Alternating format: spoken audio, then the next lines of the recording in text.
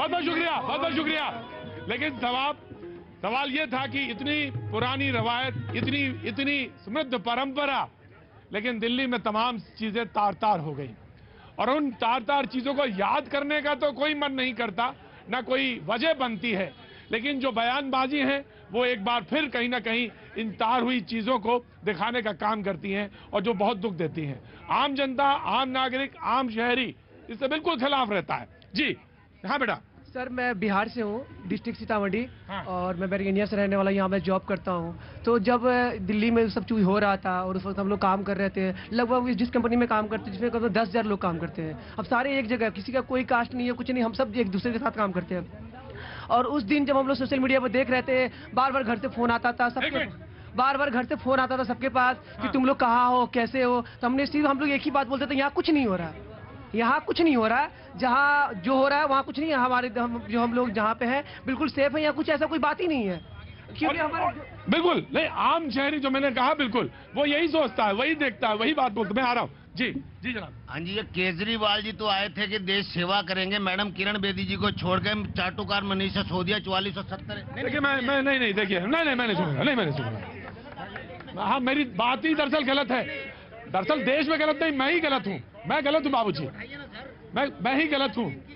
नहीं देखिए, आप अगर कोई अच्छी बात कह सकते हैं। ये उग्रवादी घर में सोता है, पब्लिक को बताइए। नहीं बाबूजी, मैडम किरण बेदी इस देश की ऑनर ऑफिसर रही है, उन्होंने इस देश को मुट्ठी में रख के इसका हेडक्वार्टर भारत का चलाया है।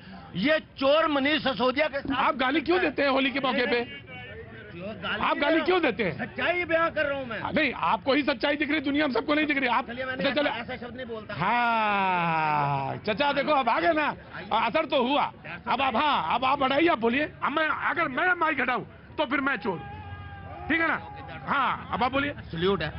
मनीष सिसोदिया जी 4470 एनजीओ चलाते हैं, उन्हें कोई रोकता नहीं, चुनाव आयोग, कोर्ट, कोई मिनिस्ट्री नहीं रोकती। केजरीवाल उग्रवादी घर में पंजाब में सोता है, ये हमारे शरीफों का कहां भला करेगा? ये देश को लुटवा रहा है। ठीक है, मैं चाचा कोई बात नहीं, बस मैं इतना अर्ज कर रहा था कि गाली ना दी जाए, क्योंकि वो हमारी परंपरा नहीं, हमारी परंपरा नहीं। मैं आ गया जी, बोलिए। केजरीवाल के नहीं, केजरीवाल का मुद्दा नहीं है, केजरीवाल मुद्दा नहीं।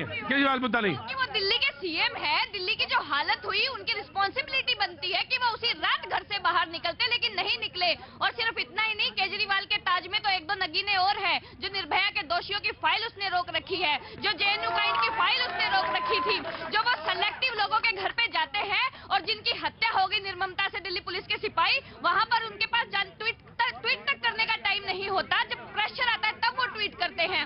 ये चीजें हैं। अब भाई साहब ने साध्वी प्रज्ञा का नाम लिया, मैं पूछना चाहती हूँ, साध्वी प्रज्ञा की स्कूटी अगर दंगों की जगह पे मिल जाती है तो आतंकवादी का तमगा उन्हें पहना दिया जाता है, लेकिन ताहिर हुसैन का घर जो पूरा आतंक की फैक्ट्री बना हुआ था, जहाँ पर क्या क्या नहीं मिला, वो क्या आपके लिए मोहम्मद का साक्षात अवतार है?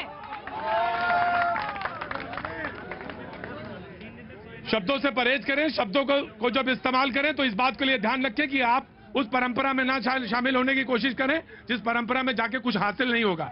जी जी हाँ, देखिए, मैं ये समझ रहा था कि आज होली का पर्व है और इस होली के पर्व पर आज प्यार मोहब्बत की बातें होंगी, लेकिन बात वही है कि फिर उसको घुमा फिरा कर राजनीति पर ले आया गया। और मैं यहाँ पर किसी पार्टी की नुमाइंदगी करने नहीं आया हूँ, मैं किसी पार्टी को रिप्रेजेंट नहीं कर रहा, मैं इंसानियत को रिप्रेजेंट करने आया हूँ। यहाँ पर जितने लोग यहाँ इंसान खड़े हैं, इनको बताना चाहता हूँ, इनके बीच में इनकी नुमाइंदगी कर रहा हूँ। अगर आप राजनीति सिर्फ बात करोगे, आरोप दर आरोप, एक दूसरे आरोपबाजी करते रहोगे, इस देश में कभी चैन शांति नहीं हो पाएगी। और ये सब आरोप दर आरोप राजनीति की देन है, राजनीति की नुमाइंदगी की देन है। मैं बताना चाहता हूँ आपको, प्रदीप जी, आप जरा जाकर देखिए, मैं दौरा करके आया हूँ। मैं जाके देखिए, खजूर खाद में गली नंबर 4 के अंदर एक शकुंतला औरत मिलती है मुझे। वो कहती है, भाई मैं शर्मिंदा हूँ, मेरे पड़ोस में घर चला है, वो मेरा भाई था, मुसलमान था, कोई भी था, मैं नहीं जानती, मेरा भाई था और मैं शर्मिंदा हूँ, मुझसे कैसे आग मिला पाऊंगी? मैं यहाँ पर थी और उसका घर नहीं पहुंचा सकी। मैं जाके देखा है, मैंने एक मुसलमान को देखा, उनने कहा कि मेरे बराबर में सुभाष गुप्ता की दुकान जली है और मुझे पुलिस के डर से मैं भाग रहा था, क्योंकि मैं चाहता था कि इसकी दुकान बचाओ, पुलिस मेरे पीछे पड़ी वहां पर।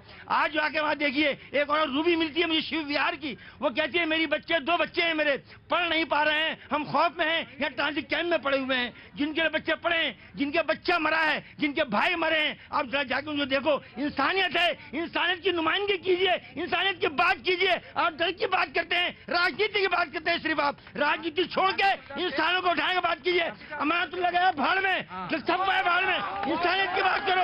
आप किसकी नुमाइंदगी कर रहे हैं? आप रब की बात कर रहे हैं। बटन यहाँ दबाओ, करंट शाहीन बाग में लगना चाहिए। ये पाकिस्तानी है, आज 8 तारीख को चुनाव होगा और पाकिस्तान से मुकाबला होगा। ये आप कर रहे हैं, ये आपने किया, ये किसके लिए कर रहे हैं? आप किसको बर्बाद कर रहे हैं? जी, ये मुल्क है आपका, ये अपना ही मुल्क